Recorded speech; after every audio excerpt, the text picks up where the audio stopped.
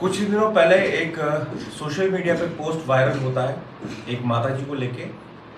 और उसके बाद बहुत सारे लोग उनसे मिलने भी जाते हैं और साथ साथ हम भी उस पोस्ट की तहकीकात करने, उस पोस्ट की सच्चाई जानने माताजी के पास गए। हमने एक वीडियो पोस्ट किया टीआरएन पे, सब ने उसे देखा, सब ने रिस्पॉन्स दिया और उसके बाद और भी बहुत सारे लोग गए माताजी से मिलने। लेकिन कहीं ना कहीं बहुत सारे सवाल अभी भी हमारे मन में और समाज के मन में ज़रूर हैं। उसी सिलसिले में हम आज बातचीत करने के लिए अजय भारती जी के पास आए हैं, जो कि फॉर्मर एमएलसी और स्पोक्स पर्सन बीजेपी के हैं। नमस्कार, आप देख रहे हैं द राइट न्यूज़ और मैं हूं रोहित भट्ट। अजय जी, आपने भी एक पोस्ट देखा होगा, टीआरएन के माध्यम से भी देखा होगा कि एक माता जी हैं, उनके साथ ऐसी स्थिति है। सबसे पहले मैं ये जानना चाहूँगा आपसे कि कुछ लोगों ने ट्रोल किया कि भाई हमारे समाज की बातें ऐसे सामने नहीं लानी चाहिए, तो आपको क्या लगता है कि कितना ज़रूरी है इन चीज़ों को सामने लाना? रोहित जी नमस्कार, आपके दर्शकों को भी नमस्कार।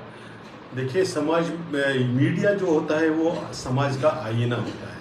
जैसे समाज में जो कुछ हो रहा है उसको दिखाना आवश्यकता है, थोड़ा रिस्पॉन्सिबिलिटी के साथ दिखाना होता है, तो इसमें कोई गलत नहीं है। और जो कमियां भी है, आखिर कमियों को अगर हम सिर्फ पर्दे के नीचे रखेंगे तो वो सुधरेंगे कैसे? इसलिए मुझे कोई इसमें गलत नहीं लग रहा है। और मैंने वो जो आपका जो टीवी इस पर आपका वो जो कवरेज उसकी देखी है, ये बहुत रिस्पॉन्सिबल था, कोई उसमें कोई ऐसी दिक्कत नहीं थी, तो मुझे लगता नहीं है। लेकिन चूंकि समाज में ये कमी है और बड़े पैमाने पर है, इसलिए उसको छुपा कर भी वो कोई हल नहीं है। इसको एड्रेस करना है, इसको देखकर इसको एक्सेप्ट करना और उसको एड्रेस करना, उसको हल करना, ये इसकी समाज की जिम्मेवारी बनती है, हम सबकी जिम्मेवारी बनती है। इसलिए मुझे कोई इसमें गलत नहीं है। अजय जी, मैं जानना चाहूँगा कि अगर समाज में कभी भी ऐसी चीज़ें होती हैं तो क्या कुछ कानून है जिससे उस माँ को या उस पिता को इंसाफ मिले? पहले तो ये है कि ये ऐसा कभी होता है, ऐसा नहीं, ऐसे बहुत से केसेस हैं हमारी नज़रों के सामने हैं। बहुत से केसेस हैं जहाँ पर बच्चों ने अपने पेरेंट्स को अबंडन किया है, उनको छोड़ा है, उनके बुरे हाल पर छोड़ा है।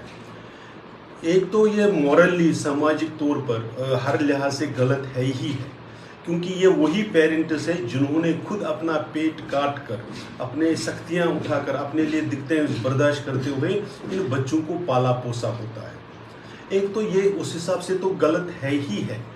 लेकिन कानून में भी अगर आप देखेंगे, एक कानून सेक्शन 125 ऑफ क्रिमिनल जो पेनल कोड है उसका भी, और maintenance of parents and senior citizens act है 2007 का, उसके तहत भी ये ऑफेंस है, इलीगल है। और इसमें पेनल्टीज में अगर आपको अपने यहाँ पर दिखाऊंगा, इसमें पेनल्टी है कि 3 साल तक अगर आप कुछ नहीं करेंगे तो 3 महीने तक या जेल और 10,000 रुपए तक, 3 से 6 महीने तक की जेल और 10,000 रुपए तक की पेनल्टी। ये इसमें कानूनन है। हर बच्चे को, सिर्फ अपने ही बच्चे को नहीं, वो जो लीगल हियर बनता है, अगर किसी भी सीनियर सिटीजन या पेरेंट की कोई प्रॉपर्टी है, उसको कल जो क्लेम कर सकता है, ऐसा रिलेटिव भी उसमें इन्वॉल्व रहता है। इसलिए मेरा ये मानना है कि जो बच्चे गैर जिम्मेवार बन रहे हैं उनको, उन पर शिकंजा कसना चाहिए, उनको खुला नहीं छोड़ना चाहिए। समाज ने इस केस में, खासकर जिसकी आप चर्चा कर रहे हैं, जो बुजुर्ग माता की अभी चर्चा हुई, उस केस में समाज आकर अपनी मान लो जिम्मेवारी निभा लेता है। लेकिन इसमें यह भी देखना पड़ेगा कि इसके कारण बाकी बच्चे एनकरेज तो नहीं हो रहे, वो इंसेंटिवाइज तो नहीं हो रहे कि हम भी पेरेंट छोड़ेंगे तो कल को समाज उनको ठीक करेगा। हमें केयर करना चाहिए, समाज को केयर करना चाहिए, लेकिन समाज की जिम्मेवारी ये भी बनती है कि आखिर उस बच्चे ने, जो उसका बेटा है या उसकी बेटी है, उन्होंने अपनी जिम्मेवारी से क्यों मुंह मोड़ लिया। और सिर्फ मुंह मोड़ लिया, अगर जो जानकारी आपके ही उसमें से आई है तो इसको जो relief assistance, cash assistance monthly मिल रही है, उसको भी लेकर चले जाते हैं। ये क्रिमिनल एक्ट है, इसमें पनिशमेंट का प्रावधान है। ऐसे बच्चे को पनिशमेंट मिलनी ही चाहिए। ऐसा नहीं कि आप ये कोई कह रहे कि मुझे रानी की तरह रखो। जो आप घर में खाते हैं, जो आप घर में अपने लिए बनाते हैं, जो घर में आप जहाँ रहते हैं, उसी में आपने इनको भी एडजस्ट करना है। क्यों नहीं करेंगे आप? आखिर इसमें क्या इसमें मान, और आपको ये शर्म नहीं आती है कि आपने अपनी माँ को, अपने पेरेंट्स को आप छोड़कर चले जाते हैं? और वो अभी जैसे मैं उसमें देख रहा था, अभी वो फिर भी मूवमेंट कर रही है। ईश्वर ना करे, मान लो कल को उनके साथ कोई इस प्रकार की बात होती है कि वो मूवमेंट ना कर पाए, तो कौन देखभाल करेगा उनको? तो इसलिए एक कानून में इसके प्रावधान है, ये अपनी मेंटेनेंस के लिए हकदार है, वो अपनी एप्लीकेशन दे कि या कोई भी सुओ मोटो तक भी उसके लिए एक ट्रिब्यूनल बनता है। वो ट्रिब्यूनल सुओ मोटो नोटिस लेकर इंश्योर कर सकता है कि बेटे और बेटी दोनों से वो मेंटेनेंस लेकर इस जो माता है या कोई भी पेरेंट ऐसा हो, उनकी वो अपने जीवन में, और उसमें सब चीज़ें आती है, उसमें आती है हेल्थ केयर, उसमें आता है फूड, उसमें आता है रहने की जगह, उसमें आता है मेडिकल एक्सपेंसेस, ये सारी चीज़ें इनको वहन करनी पड़ेगी। उसकी जितनी भी आमदनी है उसका एक हिस्सा इनको देना पड़ेगा। जिस प्रकार से अगर इस तलाक की सूरत में बीवी को मेंटेनेंस मिलती है, बच्चे को वो मिलता है, ऐसे ही बुजुर्ग पेरेंट्स को,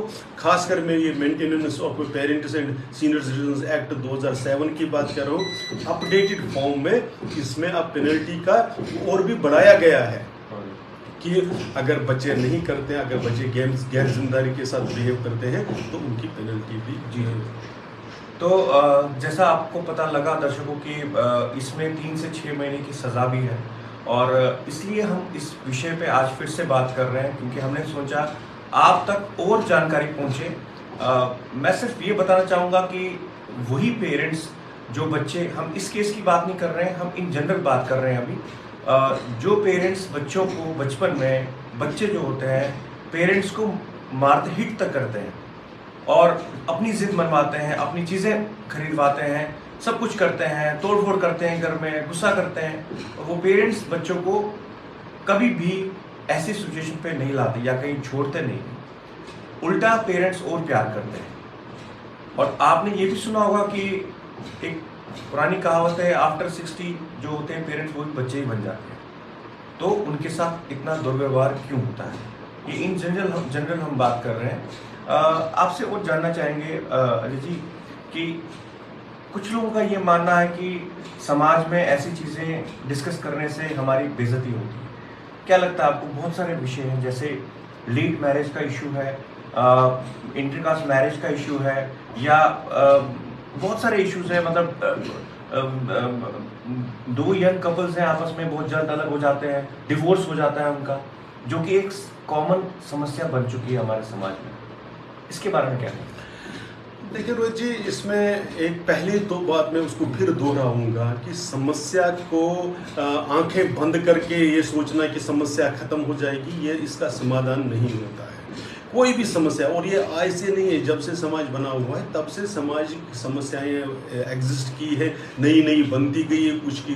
कभी हमारे यहाँ पर डॉवरी की बातें चलती थी तो इसलिए डॉवरी ना लेना देना, ऐसी ये चलते हैं। सामाजिक समस्याओं का चर्चा करना बहुत ज़रूरी है, समाज इसकी चर्चा करे और इसका समाधान निकाले, ये बहुत आवश्यक है। इसमें छुपाने से यह समस्याएं डिसअपियर हो जाएंगी, ये सोचना बिल्कुल गलत है।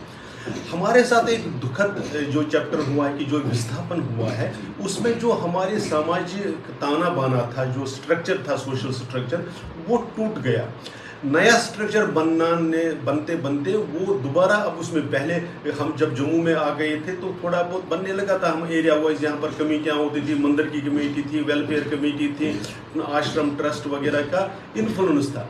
अभी जब से जनरेशन और आगे बढ़ी और बच्चे बाहर निकले, पेरेंट्स भी अब बहुत कम यहाँ रह रहे हैं, तो वो स्ट्रक्चर भी दोबारा से एक तरीके से बिखराव की तरफ जा रहा है। इसलिए ये हमारे खासकर कश्मीरी हिंदू समाज, विस्थापित समाज की परम आवश्यकता है कि हम एक स्ट्रक्चर ऐसा करें जो परिवार, जो हमारा बेसिक यूनिट है, परिवार में भी हर व्यक्ति के साथ संपर्क कैसे हो, वो इन समस्याओं पर चर्चा करे और इसका समाधान जो एक्सेप्टेबल समाधान है। आपने लेट मैरिज, हम मानते थे कि 1990 के उस दशक में थोड़ा परिस्थितियों के कारण कोई डिले की का, अब डिले करना बहुत लाभदायक नहीं है। किस लिए? ठीक है, ओवरऑल सोसाइटी में चेंजेस हुई है, लेकिन हमको ये भी समझना है कि अगर आप लेट मैरिज करते हैं तो बच्चों की पैदाइश भी लेट हो जाती है, उसके साथ और समस्याएं जुड़ती है, फिर बच्चों को आपने सेटल करना है। अपने आप पर विश्वास रखते हुए जहाँ तक आप अपने कैरियर को सेटल करते हैं, जिस प्रकार से आप उसके बारे में चिंता, ऐसे ही फैमिली को भी एक इम्पॉर्टेंट रिस्पॉन्सिबिलिटी मानना चाहिए। और उस पर भी ठीक है, कम खाएंगे, थोड़ा ये करेंगे, लेकिन फैमिली को भी साथ लेकर चलेंगे, बच्चों को भी आगे बढ़ाएंगे। इस प्रकार के दायित्व आना चाहिए। और इसमें सामाजिक ऐसे कार्यकर्ताओं का जो खुद अच्छे आइडियल व्यक्ति जीवन जी रहे हैं, उनका बहुत बड़ी भूमिका रहती है। इसलिए उनको इस पर छोटे छोटे ग्रुप्स में हम चर्चा कर, ठीक है, इसका तमाशा नहीं बनाना होगा, ये भी बिल्कुल सही बात है, लेकिन चर्चा समाज के भीतर भी और समाज के बाहर भी इस पर करनी ही चाहिए, क्योंकि चर्चा के बाद ही कोई ना कोई हल निकलेगा, कोई ना कोई समाधान इसका निकलेगा। तभी आप, जिसको हम कह सकते हैं, अवेयरनेस क्रिएट कर सकते हैं, जब आप इसके बारे में चर्चा करेंगे। जी जी। अच्छा जी, एक और रिसेंटली एक और चीज़ बहुत कॉमन हो रही है हमारे समाज में, वो ये है कि जितने भी हमारे समाज में कुछ ऐसे लोग हैं जो कि अब ऐसा हो रहा है कि सब लोग डर रहे हैं किसी को कॉल करने से, क्योंकि कॉल रिकॉर्डिंग का एक नया ट्रेंड स्टार्ट हो गया है। कॉल रिकॉर्डिंग करके व्हाट्सएप ग्रुप में शेयर करने का वो ट्रेंड स्टार्ट हो गया है। तो आपको नहीं लगता कि ये चीज़ें कहाँ से कहाँ जा रही हैं हमारे समाज में, ये गलत चीज़ें लोगों के मन में आ रही हैं और इसका मिसयूज़ हो रहा है? जबकि मैंने भी सुना है कि ये क्राइम है कि आप किसी की कॉल रिकॉर्ड कर नहीं सकते और उसके बाद उसको सोशल मीडिया पे डाल नहीं सकते। तो ये, इसके बारे में क्या विचार है आपके कि ये कहाँ से कहाँ हम जा रहे हैं? ये भी बिल्कुल एकदम सोशली इरेस्पॉन्सिबल हम बिहेवियर को एक तरीके से देख रहे हैं, इसको अंडरस्टैंड कर रहे हैं कि ये एक इरेस्पॉन्सिबल बिहेवियर है। इसका कानूनी पहलू भी है। आप किसी की राइट टू प्रिवेसी, आप उसकी कंसेंट के बगैर आप रिकॉर्ड नहीं कर सकते। या तो कोई क्रिमिनल एक्ट ऐसा हो कि जिसमें से आप इन्वेस्टिगेटिव जर्नलिज्म में की तरफ जा रहे हैं और आपको लगता है कि मेरे को ये कानून के सामने लाना चाहिए, वो एक चीज़ होती है। हालांकि इसमें भी आपको समझना चाहिए कि ये एविडेंसेस कितनी कोर्ट में एडमिसिबल है, उसका एक पहलू है। लेकिन हम उतना आगे नहीं जा रहे हैं। अभी हम सिर्फ ये कह रहे हैं कि आप नॉर्मल बिहेवियर में किसी के साथ चर्चा कर रहे हैं और आप उनके साथ कोई बात कर रहे हैं, तो अगर आप उसकी रिकॉर्डिंग विदाउट कंसेंट कर रहे हैं विद दिस इंटेंशन कि आपने इसको मिसयूज करके उनको बाद में बदनाम करना है, उनको ब्लैकमेल करना है, उनको ये कानूनन भी गलत है। राइट टू प्रिवेसी जो सेक्शन आप आर्टिकल 121 के तहत आपकी प्रिवेसी का जो राइट है उसको वायलेट करता ही करता है। लेकिन मैं उससे ज़्यादा इसको सोशली इमोरल ऐसा बिहेवियर मानता हूँ, क्योंकि आप विश्वास को तोड़ रहे हैं। सामाजिक जो हमारा बंधन है वो विश्वास पर आधारित होता है। अगर आप मुझे कॉन्फिडेंस में कोई बात कहते हैं या आप कोई बात ऐसा कहना चाहते हैं कि जो बाकियों के सामने कहने से कोई लाभ नहीं होगा, आप उसको रिकॉर्ड करके मिसयूज करके, हालांकि इसमें मेरा ये भी विश्वास है कि जब ये ज़्यादा बढ़ेगा तो अपने आप करेक्शंस भी हो जाएंगे इस ढंग से कि कोई आपको फिर बात कहने की कोई आपको उस लायक नहीं समझेगा कि आपके साथ कोई कॉन्फिडेंशियल बात शेयर की जाए, आपको अविश्वास का पात्र माना जाएगा। इसलिए वो भी इसका पहलू है। लेकिन ये भी एक सामाजिक सत्य है कि ऐसा करने वालों की संख्या बढ़ रही है। उनको बहुत अपने बहादुरी का काम लगता है कि मैंने बड़ी बहादुरी की, मैंने इनको बदनाम कर दिया या मैंने इनको सबके सामने इनकी पोल खोल ली, ऐसा वो मानते हैं। लेकिन सच बात यह है कि आप अविश्वास के पात्र हैं, आप पर विश्वास नहीं करना चाहिए। जो बात वैसे भी जो बात करता है उनको भी आगे से ध्यान रखना चाहिए कि हम कोई इस प्रकार की बात ना करें, चाहे टेलीफोन पर हो चाहे वैसे हो, कि जो सोशली अनएक्सेप्टेबल हो, जो अगर तीसरे पक्ष के सामने आ जाए तो गलत होगा। तो इस तरह से दोनों तरफ से बिहेवियर को ठीक करना चाहिए, लेकिन ये विदाउट कंसेंट रिकॉर्डिंग करना भी ठीक नहीं है। अच्छा जी, मेरा आपसे सवाल ये रहेगा कि हम जो आपकी माइनॉरिटी सेल है बीजेपी की, क्या इन मुद्दों पे जो अभी माता जी की हमने बात बोली, क्या इन चीज़ों पे भी आप काम कर रहे हैं कि इन चीज़ों पे आपका कोई लेना देना नहीं है कि आप इसमें कोई आज तक कोई ऐसे केसेस हैं जो आपके सामने है और आपने सॉल्व किए हैं माइनॉरिटी सेल? ये भाई पहले तो वो एक पूरा फुल फ्लेज्ड ज़िला है, हमारे यहाँ कश्मीर विस्थापित ज़िले की इकाई है। देखिए, पॉलिटिकल जो ऑर्गेनाइजेशन होती है, पॉलिटिकल यूनिट जो होते हैं, उनका दायरा ही अलग है, पॉलिटिकल एक्टिविटीज़ का टोटल अलग होता है। लेकिन हम इसी समाज में रहते हैं, इसलिए ऐसे समाज के जो इशू होते हैं वो स्वाभाविक रूप से हमारे सामने भी आते हैं, हालांकि वो पॉलिटिकल एक्टिविटीज़ का हिस्सा नहीं होती है। मैंने जैसे पहले भी आपको कहा कि मेरे सामने ऐसे 3 केसेस मेरे को ध्यान में लाए गए हैं या मैंने देखे हुए हैं, और हमने कोशिश की। हमने सबसे पहले वहाँ पर यही किया कि जो लड़का था, बदकिस्मती के साथ उन्होंने अपनी माँ को जगती के एक रूम में अबंडन करके छोड़ा हुआ था, खुद वो कहीं और रह रहे थे, और यहाँ 2 दिन के लिए 3 दिन के बाद आकर इसके सामने खाना रखना, और वो बड़ी बहुत दर्दनाक स्थिति में थी। हमने सबसे पहले उस लड़के को और उसको वार्न किया यही कि देखो तुम्हारी कानूनन भी ये जिम्मेवारी है, ऐसा नहीं है। इस प्रकार से हम भी जब भी हमारे सामने ऐसा कोई केस आता है तो हम कोशिश करते हैं कि दोनों को बिठा कर समझा कर या ऐसे करके उसको एड्रेस करने की कोशिश करते हैं। हालांकि मैं फिर दोहरा रहा हूँ कि पॉलिटिकल एक्टिविटीज़ में ये नहीं आते हैं, ये सोशल रिस्पॉन्सिबिलिटी में आते हैं। चूँकि हम पॉलिटिकल एक्टिविस्ट होने के साथ साथ सोशली भी इन्वॉल्व रहते हैं, तो इसलिए ऐसे केस जब भी सामने आते हैं तो नॉन पॉलिटिकल होने के नाते इसको और ढंग से कोशिश करते हैं कि इसका एड्रेस हो। मैं ये बताना चाहूँगा कि बहुत से जो सोशल ऑर्गेनाइजेशंस हैं उन्होंने ये बहुत अच्छा कदम लिया और वो इसमें काम कर रहे हैं, उन्होंने सपोर्ट भी किया। हालांकि माता जी का रेंट भी आज ही उनका सॉल्व हो जाएगा। इशू जो है वो केपी वॉलंटियर के द्वारा ही दिया जा रहा है, और उसका रसीद जो होगा वो भी हम, अगर कोई चाहेगा कि हम उनसे शेयर करें, हम ज़रूर शेयर करेंगे। बाकी टीआरएन का कभी भी ये मकसद नहीं रहा है कि हम किसी को बदनाम करें या किसी के खिलाफ कोई मिशन छेड़े। हाँ, सिर्फ ये है कि अवेयर करना बहुत ज़रूरी है। आज हमारे उस पोस्ट पे बहुत सारे लोगों ने ये भी कमेंट किए हैं कि बहुत अच्छा काम किया आपने, कि हमें पता लगा कि क्या हो रहा है। तो सिर्फ अवेयरनेस के लिए और इन मुद्दों पे बात करने के लिए हम बार बार बात करेंगे। जैसे अजय जी ने बोला कि जो डॉवरी के केसेस हैं या अपने जो लेट मैरिजेस हैं, इन मुद्दों पे भी हम बात करेंगे, करते रहेंगे, क्योंकि जब तक हम बात नहीं करेंगे तब तक ये चीज़ें सामने आएंगी और नई जनरेशन जो है वो इन चीज़ों को समझने में बहुत देर करेगी।